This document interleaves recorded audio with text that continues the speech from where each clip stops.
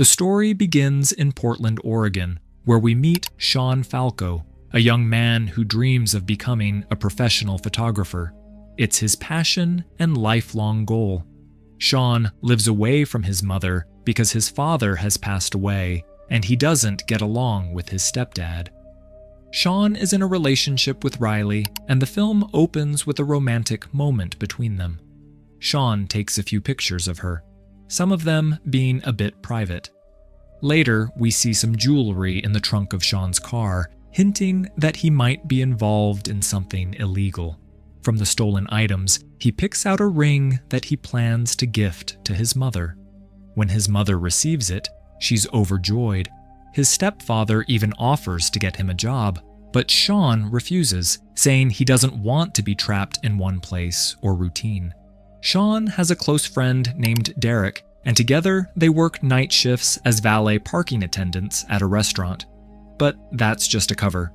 In reality, they use the car owner's GPS and documents to find out their home addresses. Then, while the owners are dining, they sneak into their houses through the garage and steal valuables, targeting only wealthy people. The restaurant owner has no idea what Shawn and Derek really do. They seem like good, honest guys. After each job, they split the loot. One night, a family arrives. Shawn tells Derek not to rob them because they had children, but Derek ignores him and goes anyway. He manages to grab some valuables, but the family's dog spots him and he has to run. They decide to stop that night, but a flashy car pulls up, a wealthy, arrogant customer named Cal Ehrenreich. Shawn's greed kicks in and he insists they hit Cale's house. Using the car GPS, they find the mansion. Inside, Shawn finds a brand new debit card, not yet activated. Derek, who knows how to scam banks, shows Shawn how to activate it using the linked phone number so they can withdraw money over the next couple of days. While searching, Shawn sees a locked door with a big padlock. Shawn tells Derek they shouldn't be greedy. But Derek explains that they need to make one big steal so they won't have to steal again in the future. Derek pressures him to open it. Somehow, Shawn opens the door and enters an office where a computer is still on. There, Shawn also finds a checkbook. As soon as he takes a picture of it, he sees a woman restrained like an animal right in front of him. Seeing this, Shawn gets scared. The woman was in terrible condition, clearly hurt and in distress. Shawn is shocked. He's only done petty theft and never expected anything like this. She was crying and begging for help, and Shawn froze, completely unsure of what to do. Shawn quickly removes the cover from the woman's mouth. She tells him that they don't have much time. Meanwhile, on the other side, Derek sees that Cale has finished eating and is coming out. Derek panics because they have to take his car or they'll get caught. Derek distracts Cale and buys time. Shawn, torn, wants to free Katie, but also worried about the cameras and being caught. Katie insists Shawn cover her mouth again because Cale might be watching through his phone-linked camera. Shawn goes into the garage to look for tools and finds a small room filled with violent tools, clearly used to hurt and erase people. Seeing this terrifies him. He rushes back, feeling guilty that he couldn't help the frightened woman. He apologizes, then returns to the restaurant late. Cale still shows no sign of suspicion. After the shift, Shawn panics and tells Derek everything. There's a woman locked up and badly hurt in Cale's house. They can't go to police openly because they were the ones who broke in and stole. Derek refuses to be arrested, but Shawn can't stop thinking about the woman's face. He wants to help. Using a public phone, Shawn calls the police and files an anonymous tip. Not the full story, but enough to send a report. Then he tells Derek they must stop stealing from now on. Cale returns home and senses something is wrong. 2 police officers arrive because of the tip, but Cale tricks them. Cale had invited a woman, likely an actress, to fool the police, and the trick worked perfectly. After she left, Shawn, watching from nearby, felt helpless that the police hadn't searched the house. Cale noticed Shawn's parked car and moved toward it, but Shawn hid in the dark and avoided being seen. Still, Cale planned to deal with things his own way. He wasn't a normal man, but a cold, calculating killer. Shawn narrowly escaped. Moments later, Derek arrived, angry that Shawn hadn't given the woman his phone. Shawn, still shaken, wanted to save her. Derek suggested another anonymous call, but Shawn refused, saying the police wouldn't help. They agreed to wait until Cale left, and then break into the house again to rescue her. Soon after, they see Cale driving away. Shawn and Derek should have followed him. He was likely moving the girl somewhere else. But instead, they break into the house once he's gone. Inside, Shawn is stunned to see everything changed. The office where the woman had been held is now spotless, the lock replaced, and all evidence erased. Before they can figure out what's happening, police arrive, almost certainly called by Cale himself. They slip away through the back and escape. Cale watches them on his home CCTV and quietly moves Katie alive to another secret location. She's been badly treated and kept captive for about 2 weeks. Shawn and Derek hide in a parking lot. Shawn realizes Cale set a trap. He'd arranged the break-in so they'd enter the house. Now Shawn decides he can't wait. He'll go to the police and tell everything, even if that risks his arrest, because Katie's life matters. Derek refuses. He won't risk jail. So Shawn doesn't force him. Meanwhile, Cale drives Katie out to a remote cabin in the woods. There, he forces an anti-bark collar on her to stop her screaming and tells her she must obey if she wants a chance at freedom. He orders her to wash. Katie's body is covered in marks, showing she's been through a lot. After her shower, Katie removes her towel, thinking that's what Cale wants, but he explodes in anger, proving his intentions are much darker. He locks her in a cage where she notices marks on the wall, realizing she's not his first victim. Meanwhile, Shawn meets an officer and tells him everything, even showing Katie's photo and admitting he broke into Cale's house. But the officer doesn't believe him. The stolen card and unclear photo make it hard to prove anything. Still, after Shawn insists, the officer visits Cale's house the next morning. Cale, calm and clever, shows his home and personal details like nothing's wrong. When asked if he has enemies, he mentions getting prank calls. While showing the garage, he notices one tool missing, but lies, saying he lent it to a friend. With no solid evidence, the officer leaves, and Cale's secret stays hidden. At the station, police tell Shawn he's free to go because Cale hasn't pressed charges. Shawn is shocked and frustrated. An officer angrily tells him to go to the FBI if he wants a missing person report. Cale watches the break-in video, spots Shawn's car, and plants a tracker. He visits Katie, shows her Shawn's photo, and she, terrified, confirms she saw him. Cale calmly praises her like a pet. Shawn goes to the FBI and files a report, but gets little hope. When he leaves, Cale watches him. Holding an injection, Cale seems ready to kidnap or hurt Shawn.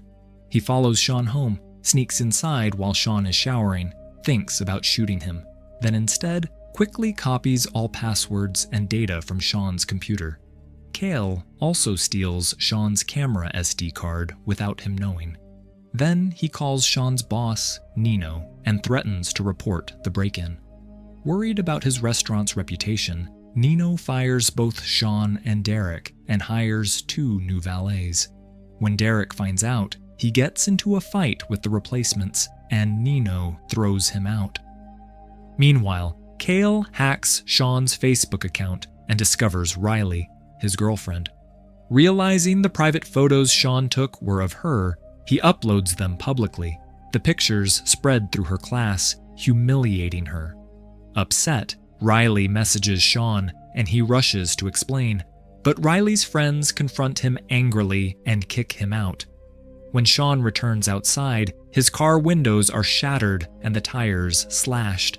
Confused, he suddenly sees a car speeding straight toward him. He barely jumps aside, narrowly escaping with his life. Cale calls Shawn and tells him, "Do you know why you're not in jail?" "Because you're already in my jail." He promises to punish Shawn himself, then destroys the phone, leaving no trace behind. Terrified, Shawn doesn't know who to turn to. When he goes home to borrow his stepdad's car, he discovers his parents have been fired and falsely accused. Shawn immediately knows Cale is behind it. To stay safe, the family moves to a hotel. Using his brother's laptop, Shawn looks at the photo he took of Cale's checkbook and finds an address. His father offers to go with him, but Shawn refuses. He wants to save Katie on his own and finally do something right. Meanwhile, Riley decides to confront Shawn about the leaked photos. On her way, Cale ambushes her, beats her badly.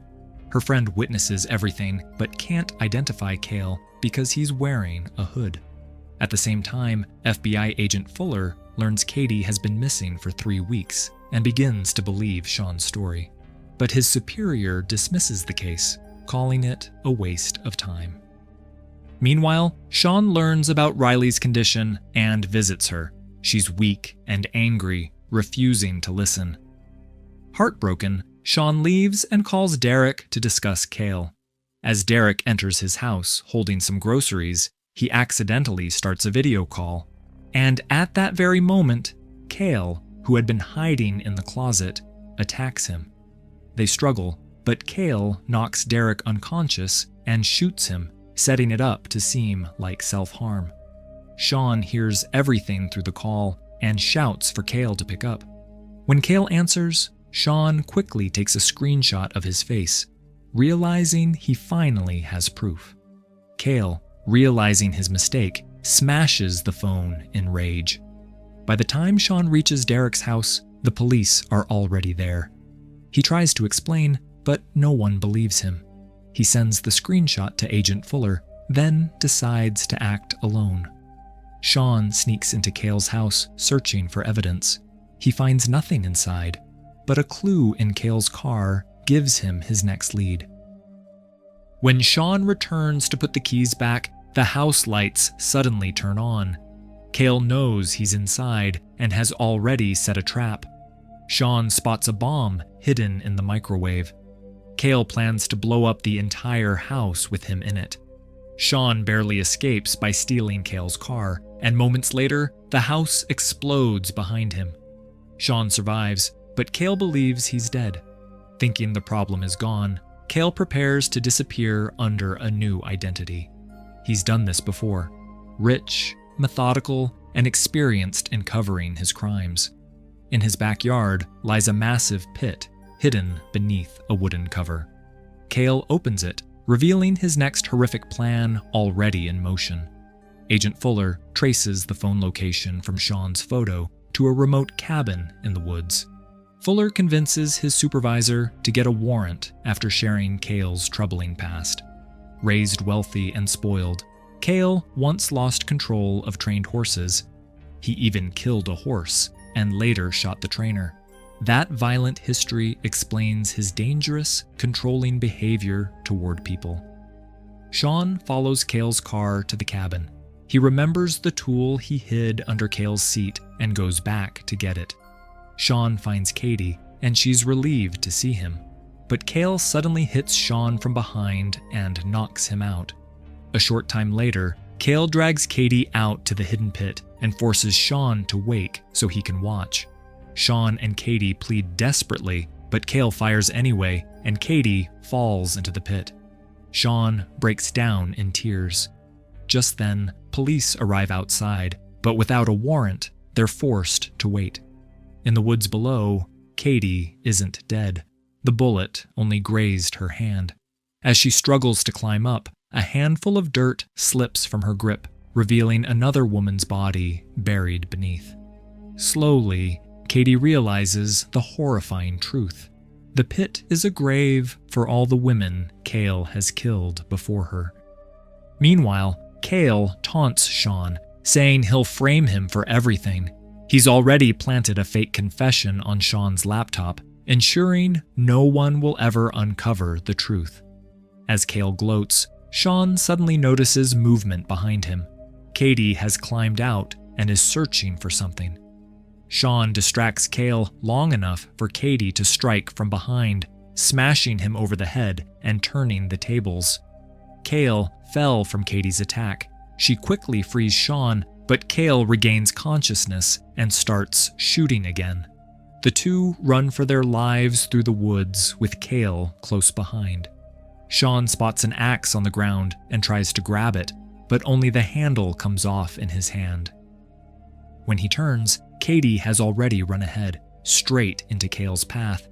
Cale points his gun at her, but Shawn charges from behind and attacks. A fierce fight breaks out, and Shawn brutally injures Cale until he collapses unconscious. Katie looks at him and says, "That's not enough." In the final scene, Shawn and Katie emerge from the forest alive as the police arrive. With the warrant finally in hand, officers enter the cabin, where they find Cale tied up exactly the same way he used to bind his victims. And with that, the film ends, bringing justice full circle.